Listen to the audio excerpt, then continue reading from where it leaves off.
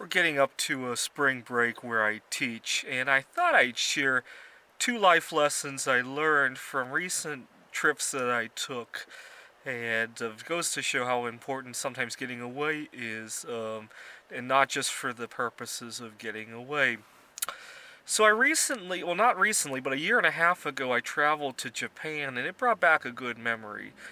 In Japan, they still have cigarette vending machines. That's obviously a very quaint memory in American history. But when I was 7 years old, my family and I used to shop at a grocery store called Food for Less.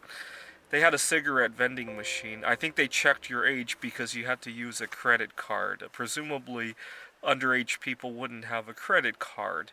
Um, so one day while my parents were checking out, I went to the vending machine to take a look at just out of curiosity, look at the different brands of cigarettes that were available, and I pressed a couple buttons on the machine, and lo and behold, a carton of cigarettes came out. My guess is that somebody must have swiped their credit card and they got interrupted. Maybe they got a phone call, or maybe their friend showed up and they left without buying the cigarettes.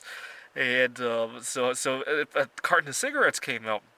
And I felt like I had won the jackpot because it was 10 packs. It was more cigarettes than I had ever seen. You have to keep in mind, I was 7 years old. I obviously didn't have any friends who smoked.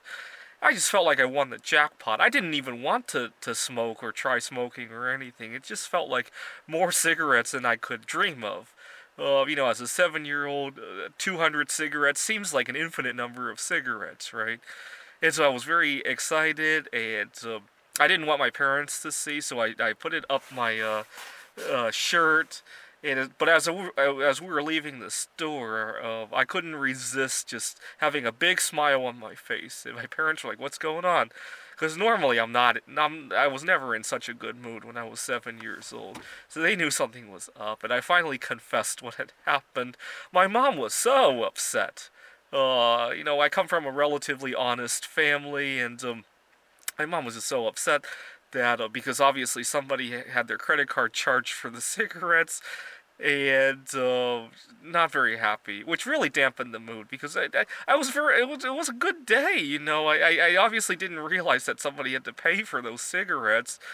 Long story short, it made a memory. It made a memory. Yeah, I'm not really proud of what I did now. I wish I could go back in time and give the cigarettes back, but it made a memory. I was 7 years old. We were shopping at the Food for Less.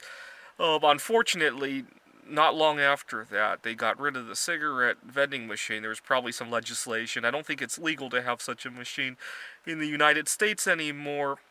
But it just goes to show that you can never get too comfortable with something in your life. So I live in the Seattle area, and a lot of restaurants and grocery stores are cutting their hours. See, I shop at another grocery store nowadays called QFC, and they used to open 24 hours. And they recently cut it to between, I think, 5 a.m. to 1 a.m. And you would think that's not a big deal. I mean, who wants to go out between 1 and 5 a.m.? But it's a memory.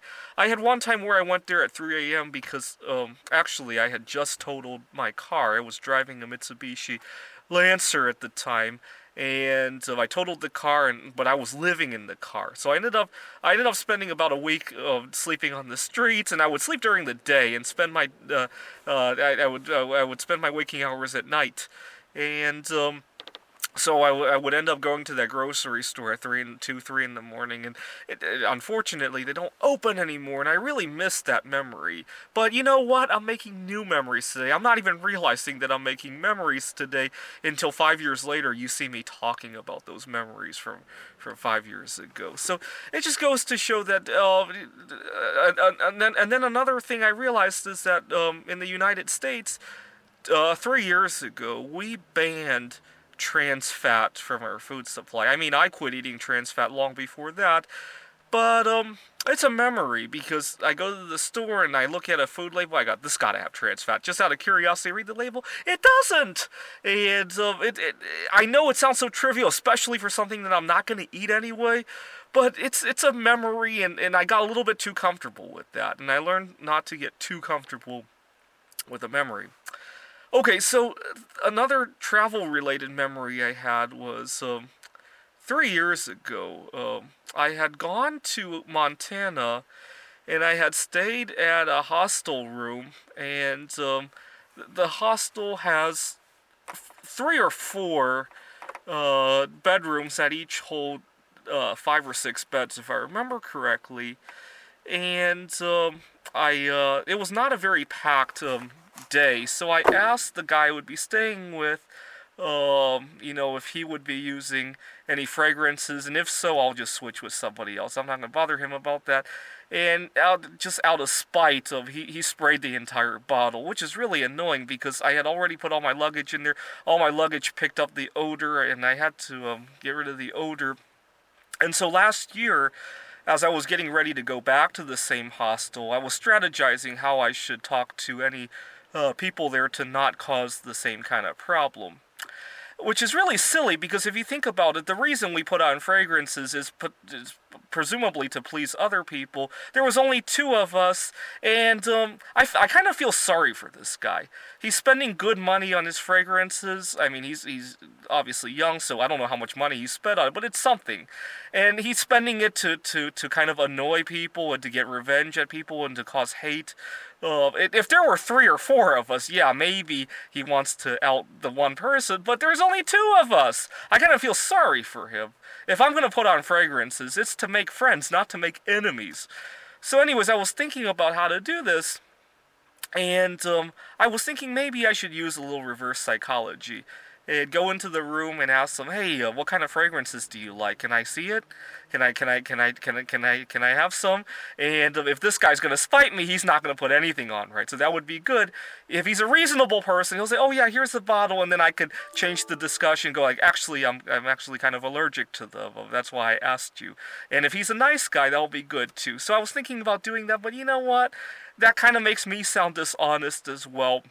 So I came up with a better solution. I would keep most of my luggage in my car while I talk to this person, and then once I realize he's not going to spite, move my luggage back into the... So it makes me realize that life is full of these chess games, if you will, whether it be at a hostel, or more practically in the workplace, or in the family dynamics, or stuff like that. In the workplace, you constantly have to think about all sorts of emotions and how people will perceive you if you try to handle such things.